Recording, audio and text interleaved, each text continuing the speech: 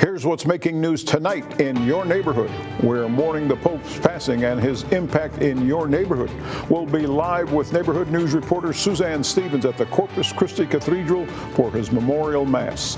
Plus, got an email the other day, actually. They're like, hey, you owe us money. For the first time since the pandemic, the government will start collecting money for defaulted loans. Neighborhood news reporter Michaela Chavez will show you what that means if you haven't made a payment in the last year. And big changes in London. The state of the district addressed London's growing population. Neighborhood news reporter Tony Jaramillo was there and shows us what that means for you in your neighborhood. KRIS 6 News starts right now.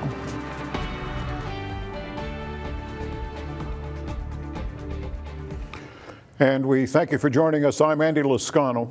As Catholics around the world mourn the passing of Pope Francis, his legacy is being felt right here in the Coastal Bend as well. In fact, tonight there's a special memorial mass planned at the Corpus Christi Cathedral. A time for prayer, reflection, and remembrance. Our senior neighborhood news reporter Suzanne Stevens joins us now live from the cathedral where parishioners are already gathering. Good evening, Suzanne. Hi, Andy. Thank you. Corpus Christi Catholics are getting ready for that special mass for Pope Francis pretty soon. Reflecting, remembering, and grieving. In fact, you can see the black bunting that's going to be welcoming them in the doorway. It's a sign of mourning for the Catholic Church. Pope Francis passed away Monday, and since then, a wave of mourning has swept expression of that grief, a chance for Catholics to gather in prayer and thanksgiving for a leader who guided the church through some of the most challenging and transformative times. He did incredible things, really, that took a brave and courageous man, and really a man of the Spirit, a man of God's Spirit, to really reach out to people that we forget. Like in Mongolia, that one still stays so clearly in my mind. Why go to Mongolia, the smallest Christian community? But he wanted to go there because those were his people, those were God's people.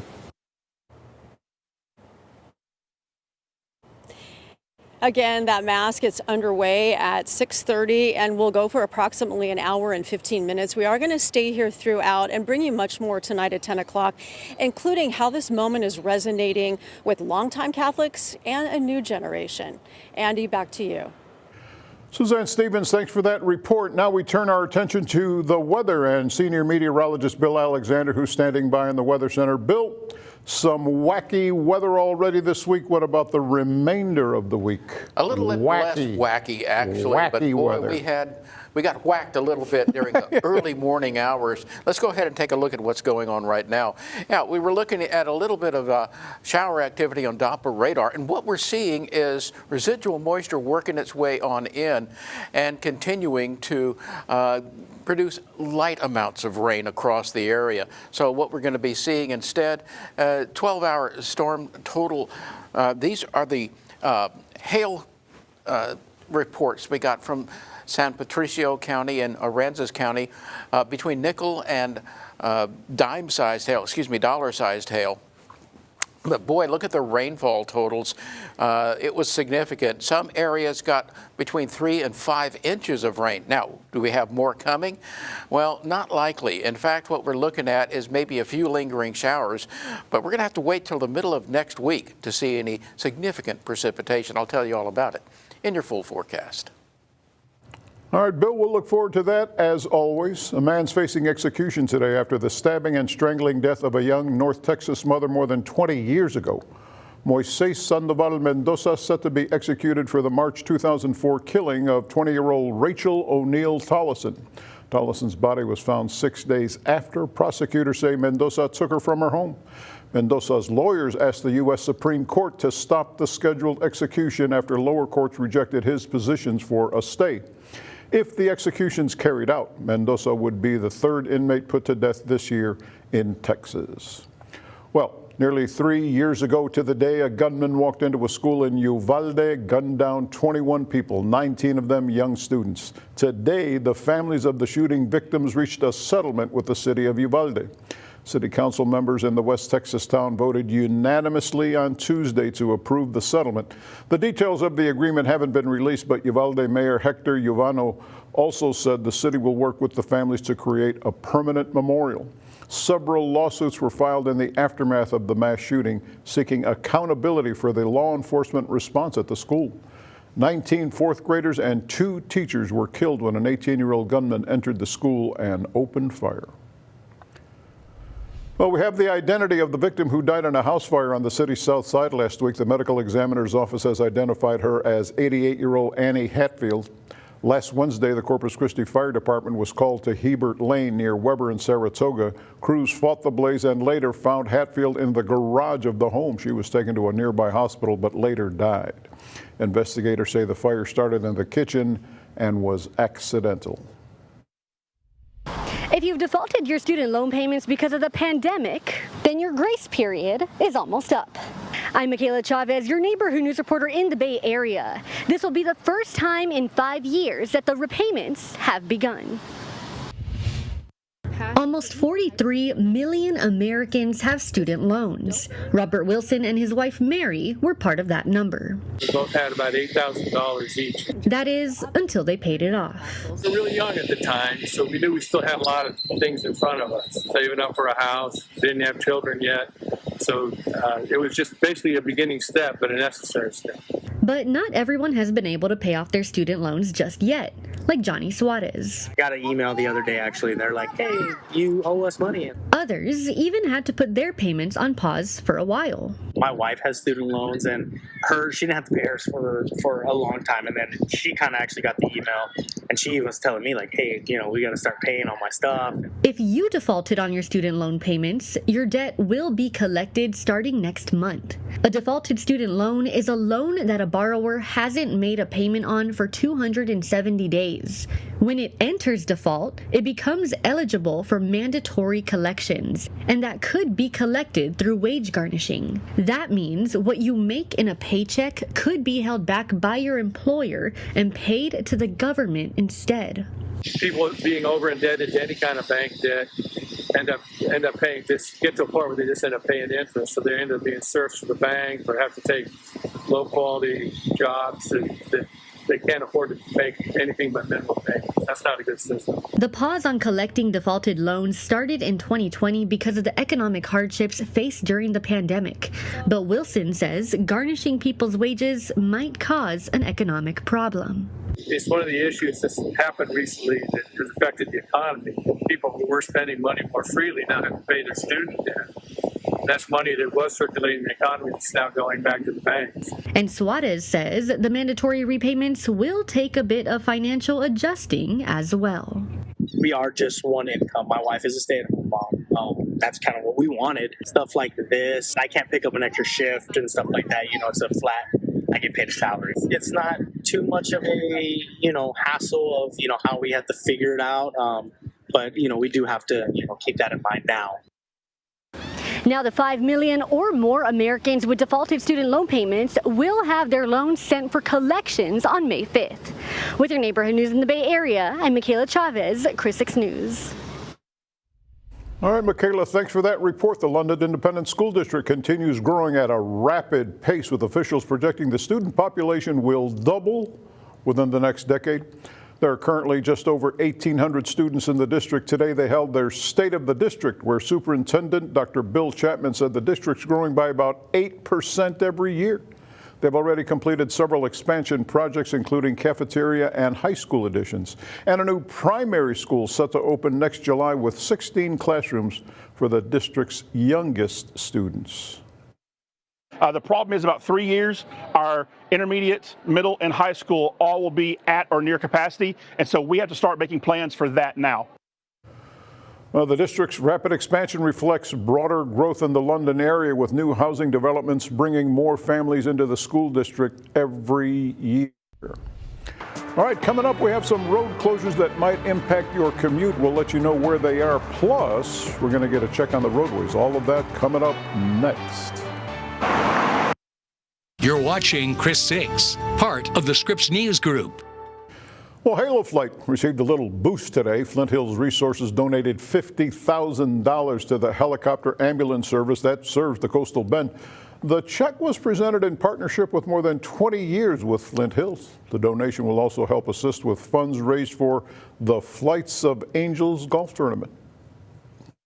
These funds are actually going to be direct impact. I mean, you see the aircraft behind us. We've updated our technology. We've updated equipment, just so that we can give an overall best outcome for our patients.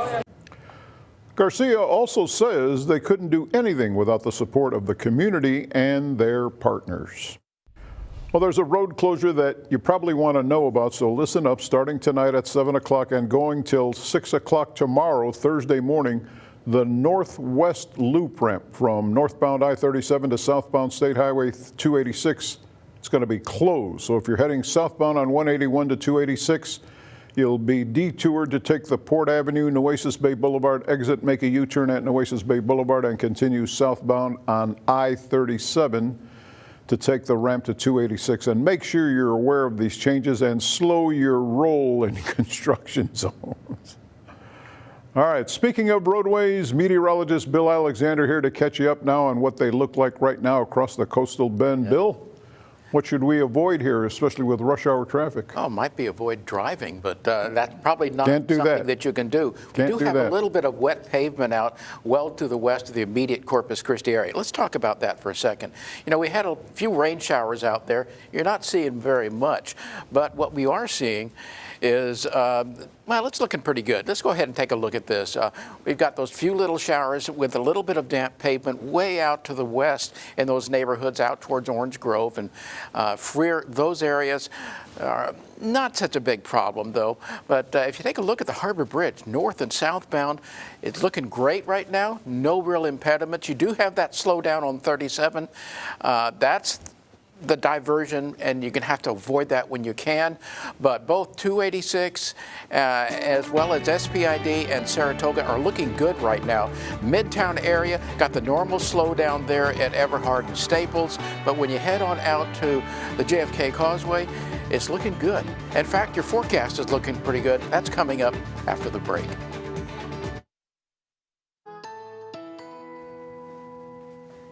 Hey folks, meteorologist Bill Alexander, and here's the live look from the Matthews CCAC weather cam out at Snoopy's Pier on the island, looking across Laguna Madre to the southwest towards the south end of Flower Bluff.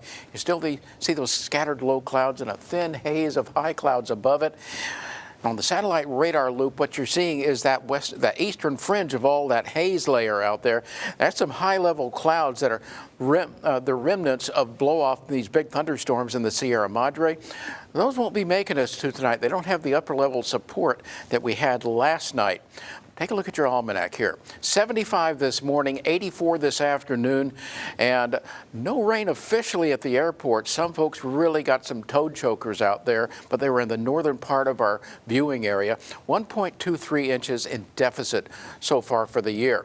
Across the state, temperatures range from the middle 70s to the middle 80s right now. A little warmer out in the Trans-Pecos, but if you're going out to Cotulla, we're looking at 84 degrees, 85 in Freer, and you can see 86 there in Mathis. Temperatures generally fairly uniform in the lower to middle 80s, except along the Gulf side beaches where the water is holding that to 79 degrees. Now let's take a look at your exclusive Chris 6 Neighborhood Weather Network, where we can look at up close and personal your neighbors giving temperatures there in Rockport in the upper 70s to lower 80s. Step on over to the south side of Corpus Christi, lower 80s and upper 70s as well. But you go out to Beeville, it starts to get interesting. Lower 80s to be sure, but look at this. These are your peak winds. 44 over on the west side, and this is in that thunderstorm, 73 miles an hour. Along with that, you got some torrential rain.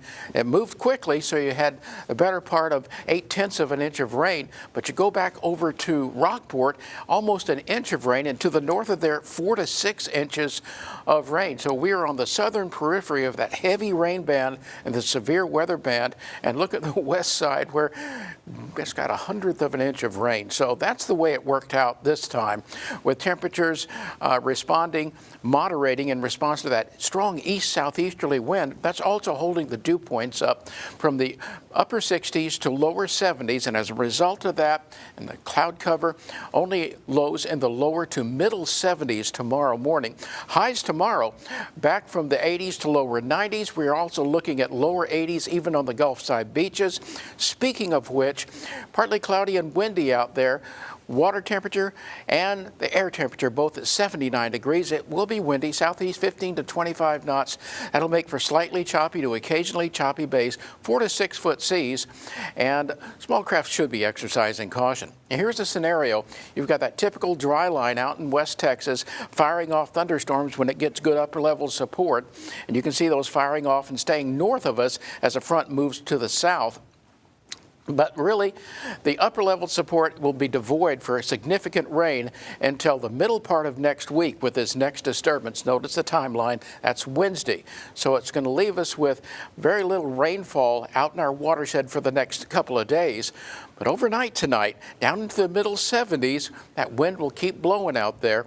Highs in the middle 80s across the board. And what we're going to see is the best chance of rain way out next Wednesday.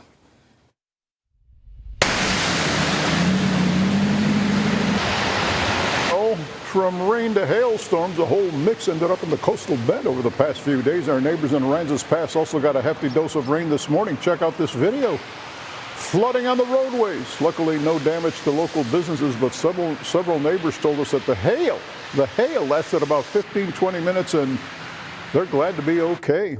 Hey, by the way, if you'd like to submit your photos and videos of the weather in your neighborhood, you can do that by scanning the QR code on your screen. That'll take you to our Coastal Bend Weather Watchers page. Thinking about continuing your education? I'm Stephanie Molina, your neighborhood news reporter at Del Mar College, telling you what you should know if you're considering this option. Buck Days continues the tradition of changing lives through education with the Port of Corpus Christi Leadership Program, sponsored on Chris 6 by Texas A&M University, Corpus Christi.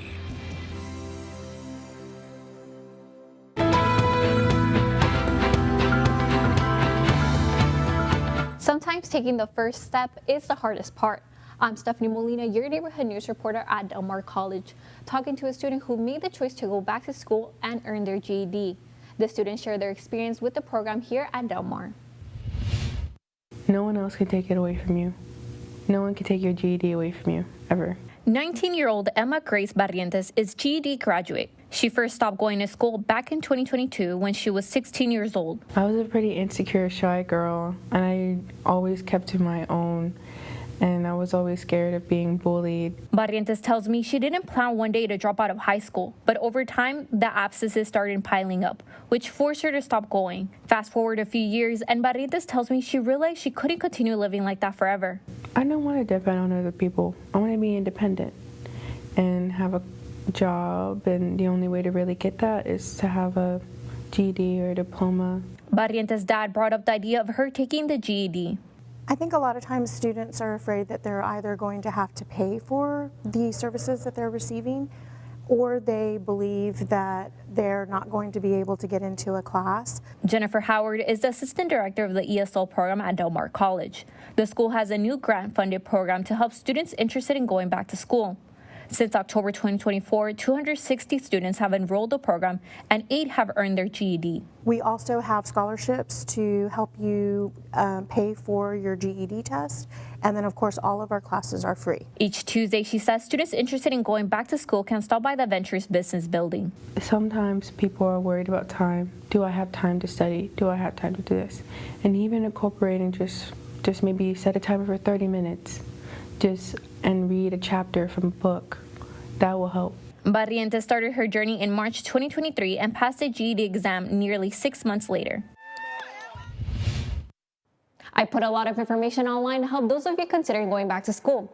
You can click onto christv.com. At Del Mar College, I'm your neighborhood news reporter, Stephanie Molina, Chris 6 News. Buck Days continues the tradition of changing lives through education with the Port of Corpus Christi Leadership Program, sponsored on Chris 6 by Texas A&M University, Corpus Christi. You're watching Chris 6, part of the Scripps News Group. You and your family and your friends and your neighbors aren't the only ones getting ready for Buck Days this weekend. CCPD also preparing for the city's biggest festival of the year. Approximately 50 officers, 50, will be along the parade route from Buck Stadium to Waters Edge Park for security and traffic control. Drones will also fly over Leopard Street to ensure everybody's safety. Leopard won't be shut off till 6. Once 6 o'clock rolls around, then the entire route will be starting to shut down. At that point, it's basically safe for you to let your kids kind of play out in the street, but also be mindful that there are going to be police units and golf carts and other units that are going to be up and down the parade route. All right, so neighbors have already started marking their spots for the parade. If you have a spot, you can begin setting up for viewing Friday at 5. The Birdiest Festival is back and feather than ever. Bird lovers across the country flock to Corpus Christi this week through April 27th. It's being held at the South Texas Botanical Gardens today. Neighbors got to interact with raptors as part of the festival. The festival actually falls in the peak of spring migration, which begins March 20th, goes till May 15th. It's all our time for now. Thanks for joining us. We'll see you in 30 minutes.